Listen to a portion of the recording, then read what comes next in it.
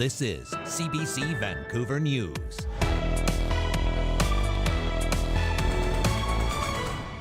We were actually delightfully surprised. There hasn't been issues. I got online, they scanned my ticket, and nice and easy. Despite a few hiccups, long weekend travelers say it's been smooth sailing at the ferry terminals and at the airport. Plus, BC wildfire crews say strong winds in the province's north has led to increased fire activity. We were forecasting that fuels would be really receptive to high spread when those winds come in. It comes as some evacuation orders are downgraded to alerts in BC's interior.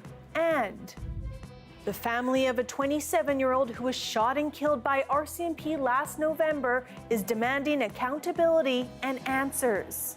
My question would be, why weren't they used? Why don't you have more conflict and de-escalation training? Pushing for the removal of police from mental health crisis calls. Good evening. Thank you for joining us. I'm Janella Hamilton.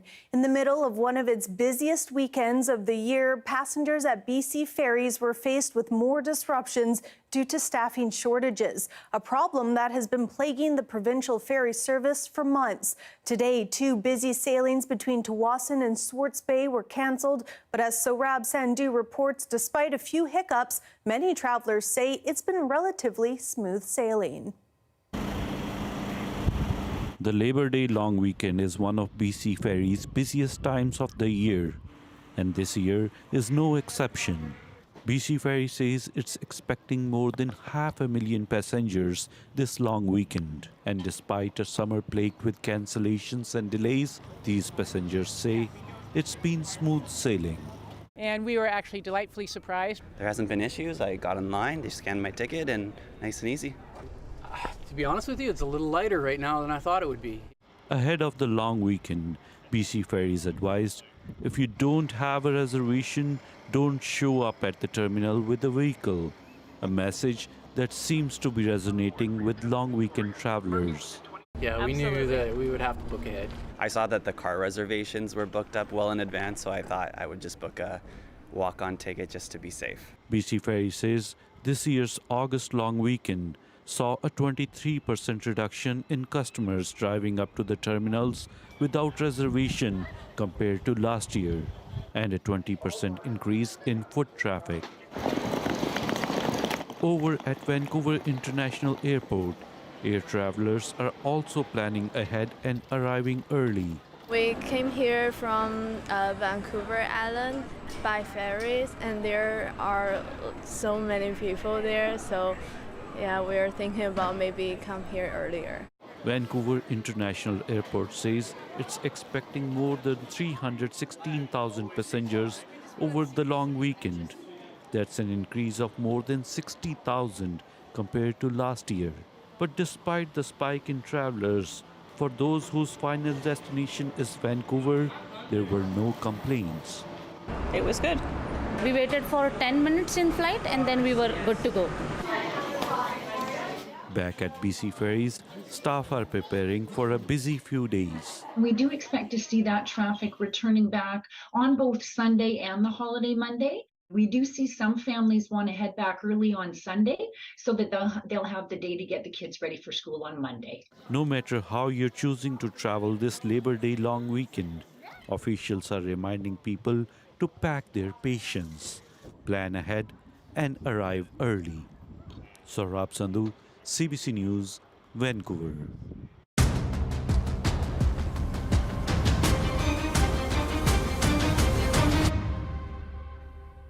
BC wildfire crews say recent rain and cooler temperatures in the south have helped in the fight against fires in the area, prompting some evacuation orders to be downgraded. But in the north, officials say fires there are becoming more aggressive due to high winds fanning flames. Several days of hot and dry conditions. We were forecasting that fuels would be really receptive to high spread when those winds come in. And that is what we did see on some of our large incidents in those regions. Berg says the winds ramped up fire behavior on some of the large incidents in those regions. She says the Little Blue River fire, 30 kilometers south of the Yukon border, has now jumped Highway 37 and is burning into new areas, forcing the closure of the highway between Beaver Dam Rest Area and Border Rest Area with no detour available. And in BC's interior, evacuation orders for 26 properties in the Kamloops and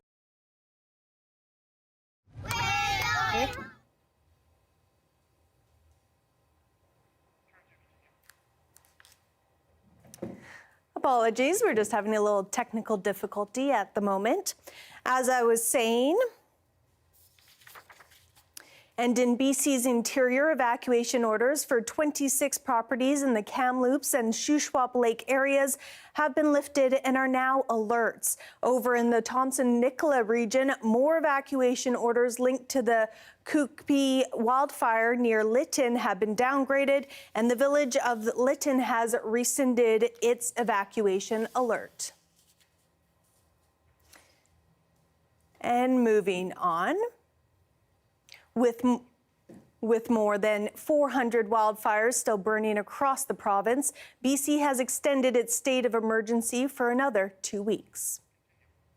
Thousands of residents who were evacuated in the Kelowna area have been returning to their homes over the past week, some finding devastation, others finding relief when seeing that their homes were saved. To thank the first responders who fought off the fire, one neighborhood that watched the emergency response through door cams and online are showing their gratitude through a social media video that's now gone viral. Tom Popick reports.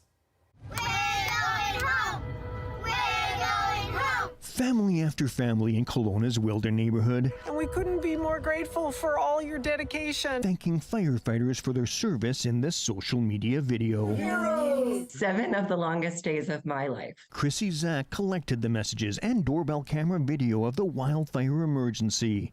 The residents just north of Kelowna watched this week-long response unfold in real time. From police knocking on doors and forcing evacuation to firefighters staging on the streets. The developments were posted on group chats. Residents shared the stress. That is the fire coming down the hill. And support. You know, at first, a lot of what we were seeing was very scary. Firefighters just working hard, fighting literal fires in our yard. And then as things started to lighten a bit and they would do checks through our yard and they would wave at us through our door cams and they knew that we were watching them. And it makes me emotional even to think about now because it gave us hope. 189 structures were lost in this disaster. Wilden on the east side of Okanagan Lake was spared. Even in hardest-hit West Kelowna, there are signs the community is returning to normal. The McDougall Creek fire is still burning out of control, but in western wilderness, only 505 properties remain under evacuation order. The Evacuation Registration Center has been replaced by a new resiliency office set up to help residents navigate the recovery and rebuilding process. But mental health workers warn trauma can linger for years. Wherever you are in the world, when there is a major incident like this, that you need to be mindful of how you're doing, not just in the moment, but going forward. And I mean, we're going to be around if more support's needed. As the region moves into recovery, more and more sign of thanks and support are popping up. Some selling Kelowna Strong stickers to help those who lost homes. Others, like Chrissy and her neighbors, now fundraising for firefighter charities. People have the same reaction we all do, which is tears and just gratitude. The hope to turn trauma into thanks. Thank you. You saved our house. You saved our house. Thank you, firefighter. Tom Popick, CBC News, Kelowna. Saanich police are investigating a pair of traffic collisions that left one person dead and another seriously injured. We used to walk up and down the streets quite frequently, and we would wave, and she was always very kind. She was always happy walking. Yeah. Around 9 o'clock last night, police responded after a 55-year-old woman was struck and killed by a vehicle while using a crosswalk at Interurban and Grange Road. Police have ruled out speed or impairment as contributing factors. And just 2 hours later, a 22-year-old male on a motorcycle crashed near Gorge Road West and Tillicum Road. He was taken to hospital with life-threatening injuries. Police say speed was a factor. The family of a 27-year-old shot and killed by an RCMP officer while in crisis in North Vancouver last November is demanding a review of the investigation. As Moira Whiten reports, BC's police watchdog has cleared the Mountie of any wrongdoing and a warning some details may be disturbing. This isn't about bringing Danny back anymore. This is about their legacy and helping others. Dennis Cooper claims the RCMP failed his family. He doesn't believe an officer had to shoot his child, Danny Cooper, who was experiencing psychosis. A report by BC's police watchdog found an RCMP officer shot Danny twice within minutes of arriving at the co-op where Danny lived with their mother. You have 5 officers who are wearing leather gloves and batons and pepper spray, and like those tools weren't even used. So my question would be, why weren't they used? Why don't you have more conflict and de-escalation training? And why didn't you have a mental health care professional? The IIO found Danny was brandishing a kitchen knife, adding that the RCMP's call to the co-op where Danny lived wasn't a wellness check. That doesn't mean that police shouldn't continue to deal with an individual who obviously is suffering from mental health crisis in as the best way they can. But also part of the picture was this danger to others, and in the end, danger to police. CBC News reached out to North Vancouver RCMP. It declined to comment.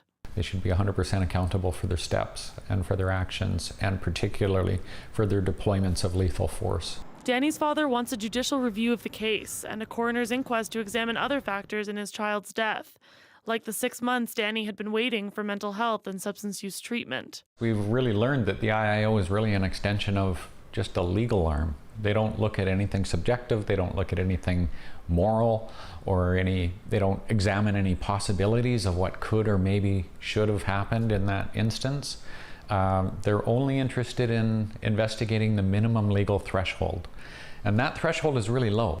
Advocates say while charges would show some accountability, housing, treatment, and non-police crisis teams are needed to prevent others, like Danny, from dying. When we narrow accountability to this tiny, tiny lane, which is IIO investigation, chief civilian director's decision, I think we're really losing out on the system change, on the worldview change that could actually create safety for everyone. Dennis says Danny wouldn't have wanted the officer charged. They would have wanted change. Moira Whiten, CBC News, Vancouver. Some small businesses across BC fear they may not be able to keep their doors open this fall. Inflation is raising costs and losing customers. Now, a looming federal deadline has many in a panic. If I have to shut down, it'll break my heart. I think people are nervous and buckling down on purchases that aren't necessarily the most important thing. And now I'm in very deep, and I'm not sure I can pull the nose up. She says she has to repay her $52,000 Canada Emergency Business Account loan by the end of December. And she's not alone. Tens of thousands of BC retailers at this point have been unable to repay. The Canadian Federation of Independent Businesses says thousands of BC shops could shut if the deadline is not extended again. American singer-songwriter Jimmy Buffett has died at the age of 76. He was best known for his 1977 anthem, Margaritaville, that celebrated loafing and escapism in a beach resort community. Changes in Latitudes, Changes in Attitudes was another one of Buffett's more popular songs. Changes in latitude, changes in attitude, nothing remains quite the same. Buffett was also very successful in the business world with a collection of restaurants and resorts. His net worth was recently estimated at $1 billion. Buffett's death was announced on his official website today with no word yet on how he died. Make some noise, Vancouver!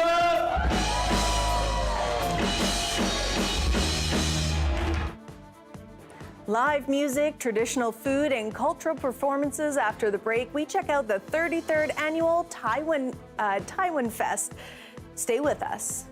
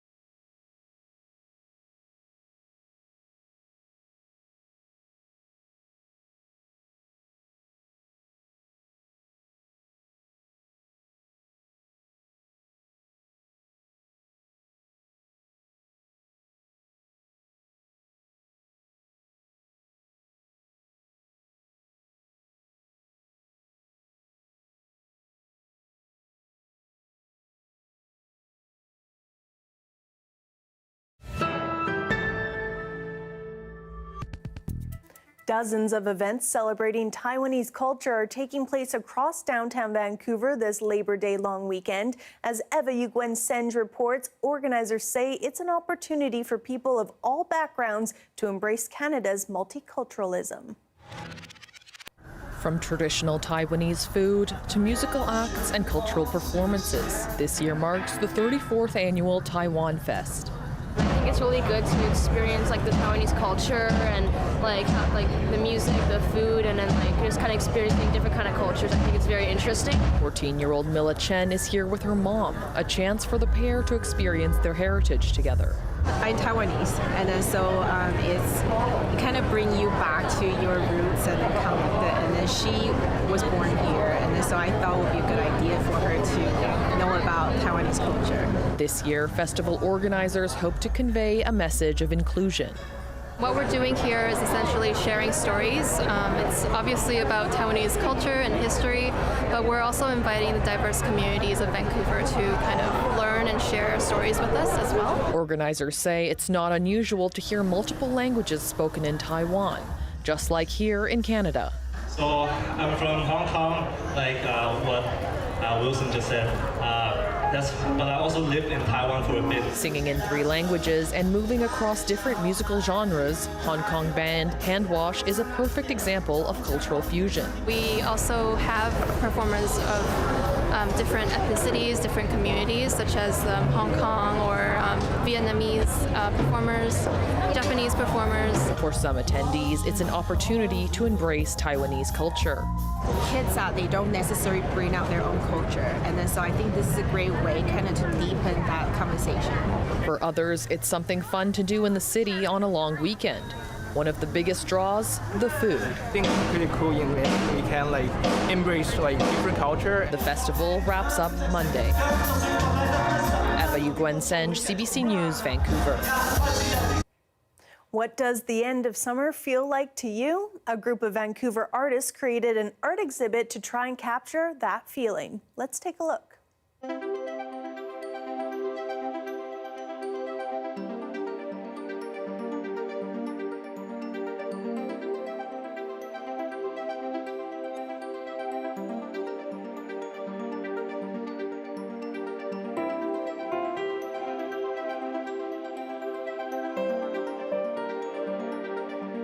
My name is Lydia Cecilia. My name is Emiko Mizukami. My name is Emily Cowan. Emiko and me create this show, and it's all about summer and summer feelings. The end of the summer feels really nostalgic. It feels like, okay, the September is going to start, and then we want to create some memorable moments together. And we wanted to create something, and our own show. And we invited our friend Emily, and we thought all of us, we can say different things about these feelings around summer. Lydia and Emiko, who share a studio here at August Studios, approached me with this really exciting idea of putting together a 3-woman art show about sort of the end of the summer and those sort of last kind of sad, melancholy, bittersweet days of the season. We were all going to bring our own individual twist to that. Mine is oil paint and very colorful, muted this time for this show. And Emily is very vivid, more like illustrative work. And then Lydia works with a very different medium, paper. But somehow when we are together, it feels really cohesive, and that's what we really like. That's one of the more interesting things about group shows, is that so many different artists bring something so different to the theme. Towards the end of the summer, although the sky is still high, the color is still bright, all of my painting has this really muted colors to it. Inside of this window, the season's changing in you already.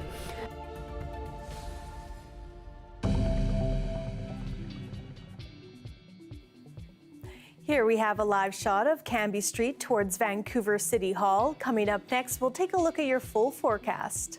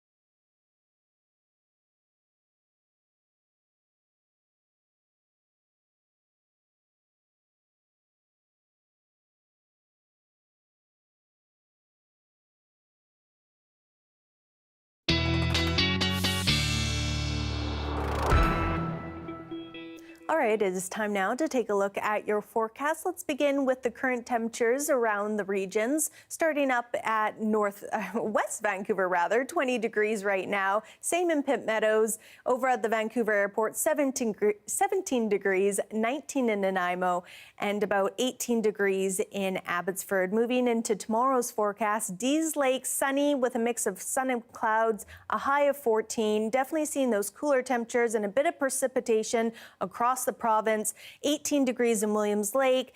Kelowna, much cloudier with precipitation at a high of 15 for tomorrow. And in Victoria, your high is 21 for tomorrow. Here in Metro Vancouver, again, seeing those cooler temperatures. Sunday, tomorrow, 20 degrees with a mix of rain and 40% chance of showers. Moving into Monday, that rain is going to stick around with a 30% chance of showers. Similar temperatures throughout the week, a bit warmer on Thursday with a high of 21. A Vancouver actor has landed the role of a lifetime, starring alongside celebrities like Dan Aykroyd and Chevy Chase in the new film, Zombie Town. We sat down with the 18-year-old to chat about the film and what it's like to work with such big names. Carver has his first new zombie movie coming out in over 30 years. No one knows anything about it, except it'll premiere here, exclusively in Carverville, Halloween night. It was an amazing experience and very different, to be in a zombie movie and also seeing how people look like before the makeup and with the makeup on. It was very hilarious to see. I really feel blessed that I got the chance to work with such talented and well-experienced actors who have been in the business for a long time already at an early age in my career. Living Dead has the power to suck the souls out of everyone in its vicinity. It was a crazy experience because that was my first lead role. I had so many expectations, and I was also a little nervous, to embark on that journey. Having an entire movie based on you. And also, it wasn't also an easy character. It was an abused child who is being abused by his dad, and then he's releasing all this abuse onto someone else. It was a very stressful role, so it was really a crazy experience. I just got my driver's license. I can drive. It was very kind of difficult, so I can keep my composure, being serious throughout the scene and not letting other people's performance, affect me and make me laugh. It was also really fun, and also helped me learn of how to keep my composure no matter what someone does on sets and whatever their performance is, to always stick to the character and be Mike no matter what. I really hope that this film is able to open my doors so more people know my name, Marlon Kazadi, so I can have easier chance of getting other roles and playing different characters, and and so more people can get to know who Marlon Kazadi is. 1 month detention. Mrs. Boneyard, please. That is your late news for this Saturday. Have a great night.